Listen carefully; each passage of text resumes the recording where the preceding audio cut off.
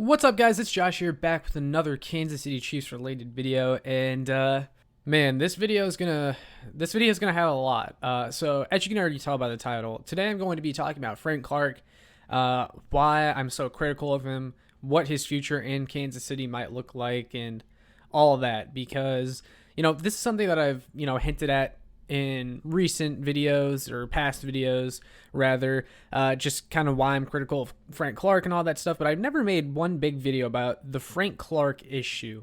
And well, actually I made one like way back, but it was way before my channel kind of blew up, and I made it kind of, I think, around the time of last year's Raiders game. So, there's more statistics out there on Frank Clark. I've formed new thoughts since then. So just a whole fresh new video on Frank Clark, I feel, would make for some nice content right about now, especially while things are slow, because this year needs to be a good one for Frank Clark if he wants to stay in Kansas City. And I'll explain some more of that later. But I want to get into why I'm so critical of Frank Clark and why he's overpaid, why he's overrated by some fans in the Kansas City Chiefs fan base. I know a lot of people who used to be like huge Frank Clark defenders, and I just kept telling them, no, you don't understand, like, this guy, like, he's not popping up the screen. And people will say, oh, well, you can't just look at the sack numbers, but you look at his numbers outside the sack numbers, and those aren't good either. So Frank Clark defenders have kind of backed themselves into a corner, and I've slowly started to see more and more people start to come to my side on Frank Clark over the past year. After that first year, people gave him the benefit of the doubt and stuff, and then this year was just another disappointment. And it's ironic because Frank Clark has actually earned both of his Pro Bowl trips in Kansas City, even though he's had two mediocre seasons compared to his Seattle years where he never earned a Pro Bowl trip. That's just funny to me. But yeah, all that being said, I'm going to get into my issues with Frank Clark. So let's start with 2019, Frank Clark's first year in Kansas City. People were really excited about this acquisition whenever it happened, and I myself even was optimistic about it. I didn't really like the compensation we gave up and the contract that we gave Clark, but, I still gave him a chance. And then I actually saw him play with us, and it wasn't great.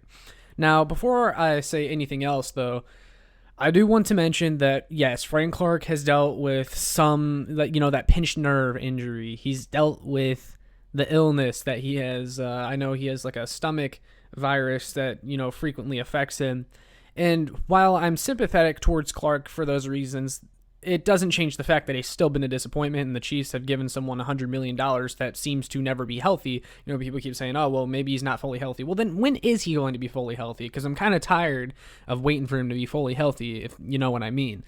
But let's just start with the 2019 season. So Frank Clark ended up accumulating 37 combined tackles, 27 solo tackles, 12 tackles for a loss, 14 QB hits, and 8 sacks in 2019.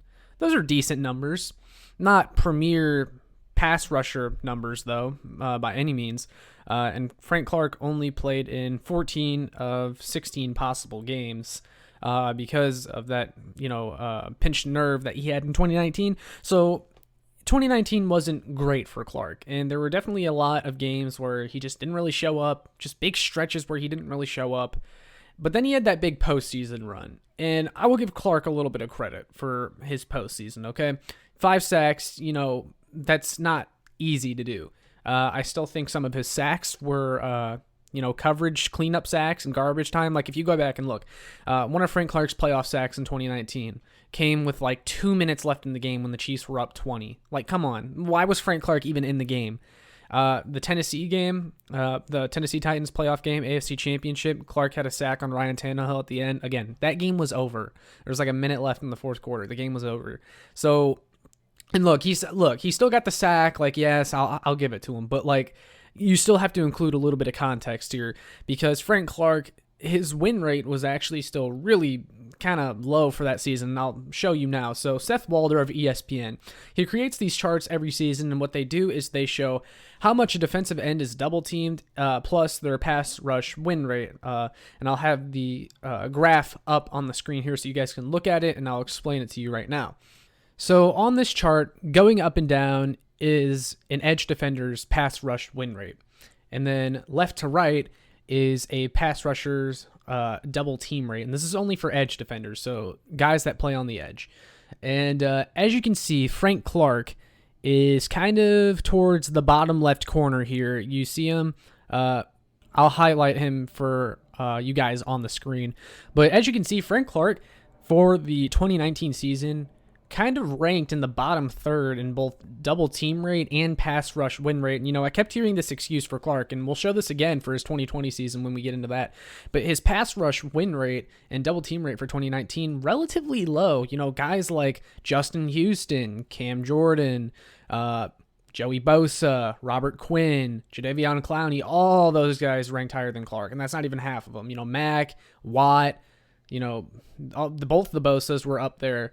And Frank Clark is making a lot more than, about 3/4 of the people on this list. So that's kind of, discouraging. And people don't realize that this is kind of who Clark's been since he's been in Kansas City. A lot of his sacks have been those cleanup sacks, and I'll show another chart that suggests this later. But Frank Clark has been a guy that's benefited a lot from playing next to Chris Jones. And a lot of people, and again, we'll get into this later, but a lot of people have been down on Chris Jones. But what people don't realize is that Chris Jones can only do so much. The reason Chris Jones's pressure rate and sack numbers have gone down each year since 2018 is because each year since 2018, the Chiefs' pressure rate from the edge position has also gone down.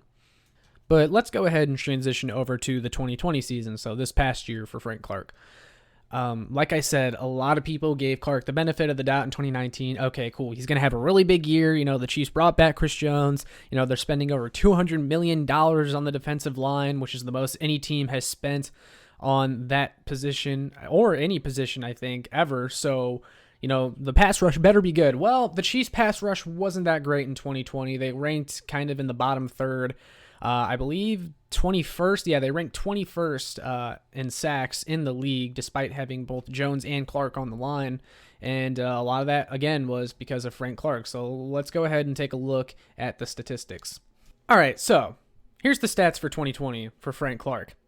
In 15 games for the Kansas City Chiefs in 2020, Frank Clark recorded 29 combined tackles, 21 solo tackles, 8 tackles for a loss, 15 quarterback hits, and just 6 sacks. Those are, I don't care what you say, extremely underwhelming numbers for a $100 million pass rusher. And that's part of my problem with Frank Clark is you look at guys like Khalil Mack, Aaron Donald, guys who are paid like they're in the same stratosphere as Frank Clark, and their production is much better. In fact, I'll compare it right here, right now.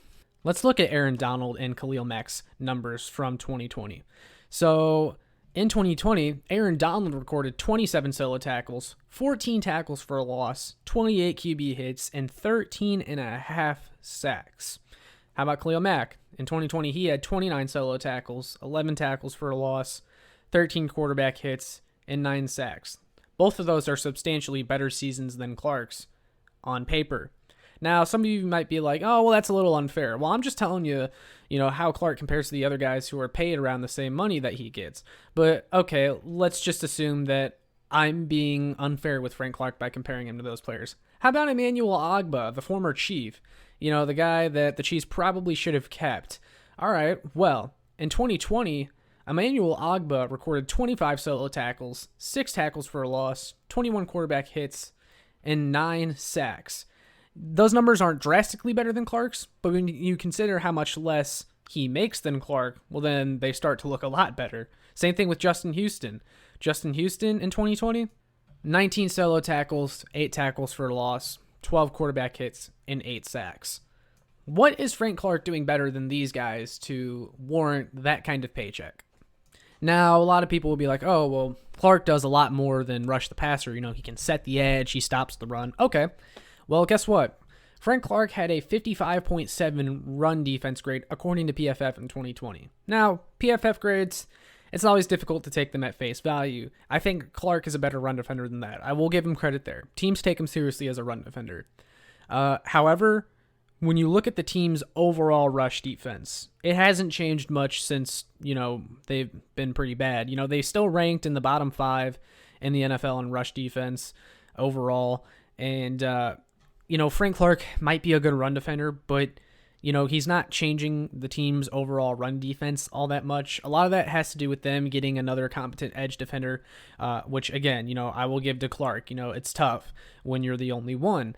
But also at the same time, does being just a good run defender warrant $100 million? Like, there's plenty of defensive ends that are good run defenders and mediocre pass rushers that aren't making nearly as much as Clark. That's my problem.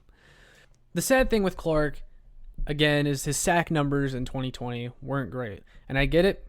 It's a lot more than sacks. But again, if you look at Frank Clark's numbers outside of getting sacks, they're not that great. Frank Clark, there was a stretch in 2020 where he went 7 games and only 1 sack.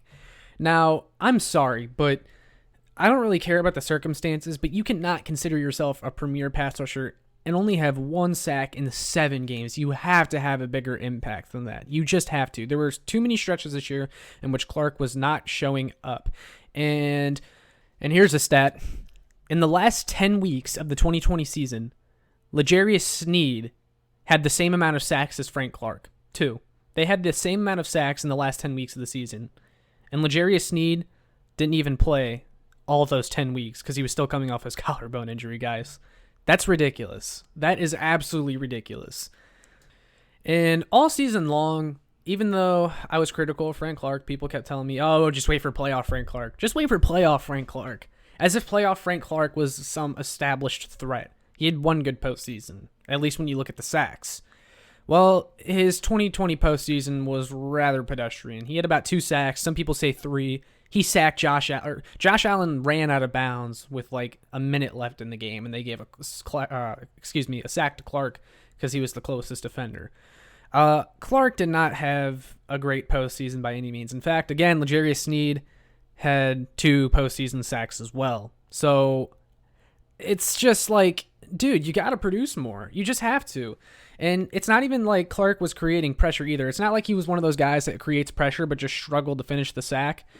Frank Clark had a 9.8% pressure rate in 2020, which actually ranked 53rd among all defensive linemen. Now, remember those charts I was just talking about from Seth Walder of ESPN that shows the pass rushing rate as an edge? Let's take a look at the one from 2020. Oh, and look at Frank Clark, even worse than 2019. In fact, Tano Passanio was double-teamed more than Frank Clark in 2020. How telling is that? He had a higher pass rush win rate, but that's not saying much. Over Tano Passanio, you better have a higher pass rush win rate. But Tano Passanio was actually double-teamed more than Frank Clark in 2020. And again, a lot of the names above Frank Clark: Harold Landry, Chase Winovich, Justin Houston, Chase Young, J.J. Watt, T.J. Watt, Jerry Hughes, Brian Burns. Frank Clark is not producing like a $100 million pass rusher, and you can't use the double team excuse because he's not getting double-teamed that much. I mean, he's just not. Marcus Golden, Jadeveon Clowney, Max Crosby. I mean, come on. Frank Clark has to do better than this if he wants to stay with the Chiefs beyond 2021. And I mentioned a little bit earlier about how a lot of people seem to be down on Chris Jones, but don't realize that he's doing a lot of heavy lifting for the pass rush. Chris Jones didn't have the sack numbers in 2020. That's fine. But he still had the second highest pressure rate from the interior, just behind Aaron Donald.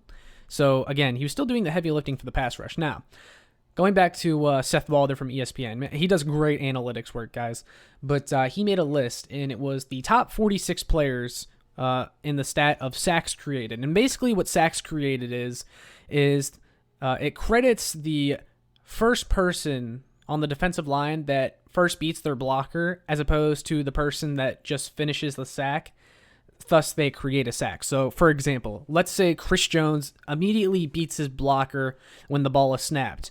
And as a result, the guy who is blocking Frank Clark had to come over and help block Chris Jones. So, as a result, Frank Clark is basically gifted a sack from Chris Jones because someone had to come over and help block Chris Jones. Chris Jones gets credited with a sack created. Chris Jones ranked in the top 46. Frank Clark did not. That means Chris Jones is creating more sacks than Frank Clark. If you go back and look at the tape, and I could do one sometime, a little film review of Frank Clark, but there was a lot of times where Frank Clark would get a sack because it was either a coverage sack or because someone else was able to create enough pressure to open things up for Clark. Frank Clark, a lot of times last year, and I definitely saw this on film, he would try to run around the tackle. He would have no creativity in his pass rushing. He would just try to run around the tackle over and over and over again and hope that the quarterback drops back far enough to where Clark could get a sack, and it didn't work all that often. Like I said as well, it all comes down to edge pressure. Edge pressure is super important. Chris Jones is doing more than enough in the middle, creating disruption, pushing the pocket. It's on the edge defenders to help out Chris Jones so he can have the sack numbers he once did.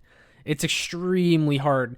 I mean, guys, Chris Jones is part of this new breed of pass rushers that are defensive tackles, whereas before, defensive tackles weren't supposed to be great pass rushers, but Chris Jones just has been. He's a beast. Him, Aaron Donald, Fletcher Cox, those are some of the better pass rushing defensive tackles in recent memory. But it's extremely hard to get sacks from the interior.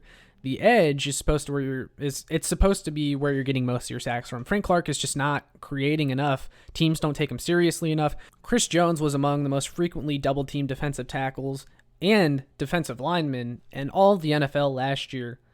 And that's because the Chiefs weren't getting enough edge pressure to where offenses didn't really have to worry about Frank Clark, so they just focused all their attention on Jones.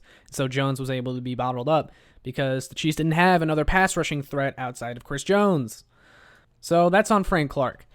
Now, the Chiefs do have to get more pass rushing help from someone other than Chris Jones and Frank Clark in order to open things up for both of those. And they did that in signing Jarran Reed. That signing should help a lot.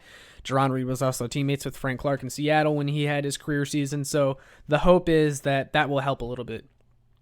Take some of the attention off Jones and Clark, even though Clark wasn't double-teamed all that much. But here's the other thing with Frank Clark. Getting Jarran Reed and getting another veteran pass rusher doesn't change the fact that Frank Clark still needs to win more of his one-on-ones. He's not, like I said, he wasn't creative in 2020 with his pass rush. He just was not hitting home enough. He was not creating enough pressure. That has to change on its own. Frank Clark needs to focus on beating his guy than relying on other players to create sacks for him. That's the issue. So what does all this mean for Frank Clark? Is he going to be on the team after next year? Because Frank Clark seemed like a no-brainer restructure candidate at the beginning of the offseason, someone that the Chiefs could restructure to save some money. He's been a little bit of a disappointment, but the Chiefs didn't do it. Why did they not do that? Well, that's because Frank Clark, if you were actually to restructure him, it pushes a whole bunch of his guaranteed money back, which means that it would be harder to cut him later on. So, like, if you were to cut him after next year, well, then you would actually lose money, most likely, or not save very much at all. Whereas now, since they didn't restructure him, if the Chiefs wanted to, they could cut Clark next year and save, I believe, over $13 million, according to Over the Cap. So if Frank Clark has another disappointing year, I would not be surprised at all if the Chiefs wanted to move on. What kind of season would Frank Clark need to have in order for it to be considered successful? I think anything less than double-digit sacks, as things currently stand, would be a disappointment. Frank Clark has got to at least get 10 sacks. Otherwise, it's a disappointment, like I said, especially when you consider he had that 13-sack season next to Jarran Reed. He's got Chris Jones in the defensive line now. The Chiefs have some other good young pass rushers that should help out and take a step forward. Taco Charlton, Mike Dana, Joshua Kano, the draft pick. Clark has no excuses this year. It's a make-or-break year for Clark. He has to produce. If he doesn't, this could be his last season in Kansas City. So hopefully that helped you guys better understand why so many fans are frustrated with Frank Clark and why so many fans have a problem with him. Hopefully that opens your eyes a little bit as to why Frank Clark has been an issue and why his contract looks so disgusting right now. I really just wanted to make an in-depth video on that and just share my thoughts about it. So let me know in the comments. Do you like Frank Clark? Do you think this could be his last season in Kansas City? Do you agree, disagree with anything I said? Let me know. Would love to get your guys' thoughts on Frank Clark. But with all that being said, make sure you like, share, subscribe so more Chiefs fans can find this video, and make sure you check out my work on showmefootball.com and kckingdom.com. That's all I got for today. Peace.